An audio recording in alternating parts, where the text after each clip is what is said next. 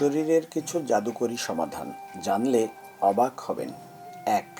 Nervous লাগছে?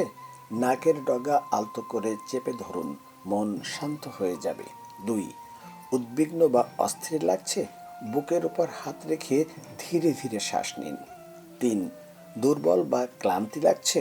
মুখে ঠান্ডা পানির ঝাপটা দিন, অথবা একটু জোরে পা ফেলে হাঁটুন। ৪. নাক বন্ধ হয়ে গেছে? জিভের ডগা মুখের ছাদে লাগান। ৫. ঘুম আসছে না?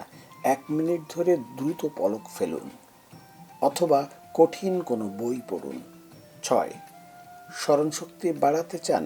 পড়ার আগে মুঠো শক্ত করে ধরুন, মস্তিষ্ক সজাগ হয়ে যাবে। ৭.